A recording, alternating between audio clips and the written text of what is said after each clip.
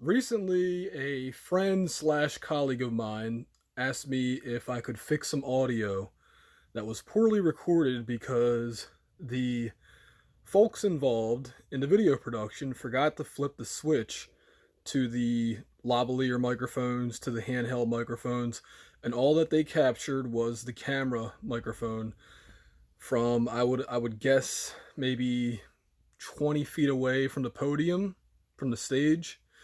So it had a lot of audience noise, it had air conditioning noise, it had a lot of reverb or echo. So I said, "Well, I can fix it a little bit, but it'll never sound as good as a direct feed." So I'm making this video to say ish in, ish out. And I love to say the real words, but the powers that be don't allow it. They don't allow it anymore, and I want this video to be as seen as by as many people as possible. So look, signal to noise ratio.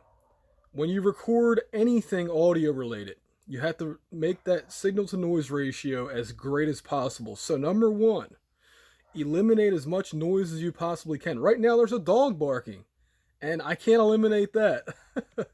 But that's actually one thing I say is that having a soundproof studio, to avoid traffic noise issues, to avoid neighbors, to avoid people cutting the lawn, things like that. I mean, home studio recordings. This is the bane of our existence.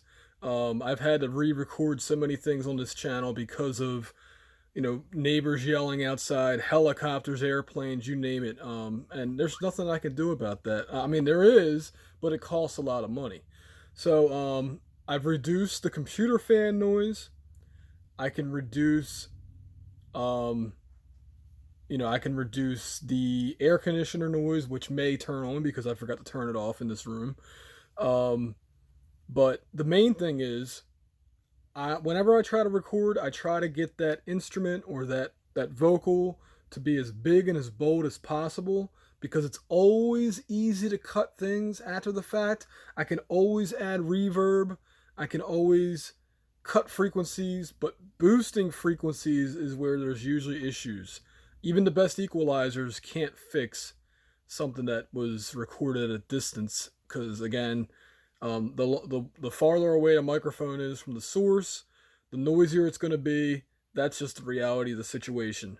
Um, Trying to think of other issues that I've run into, but electronic hum. That's pretty much a given one, and unfortunately, well, I've already made a video about that, which I will link to. I'm going to try one of these card things right now. I will link to it. It'll be in the upper right corner.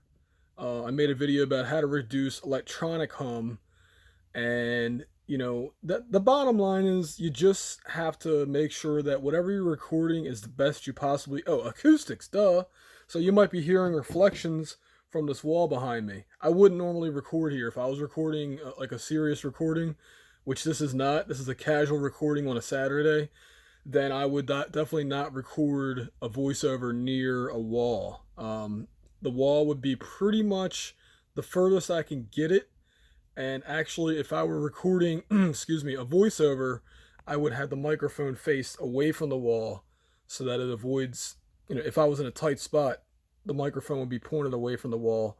Um, Best room to record in, right, actually is a room like this where the walls are not parallel and where it's pretty much dead.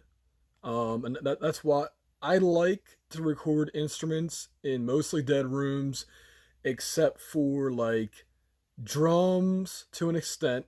Can't be too reflective, because then you'll have other issues. But drums, for the most part, I like to record in good large rooms. Guitars to an extent, but close microphones are used there. I guess my obvious like orchestra. I've never recorded an orchestra professionally before though. But for the most part, if I only had one choice, I would absolutely record with a dry room, just so I have options mainly, and that's about it. So just remember, the emphasis on this channel is the recording part, because a lot of times you cannot fix things in the mix, and you sure as heck can't fix things in the master if you can't fix it in the mix. So thanks for watching, everybody, and I hope that you are not recording ish into your analog to digital converters or to your tape machines if you're still old school like that.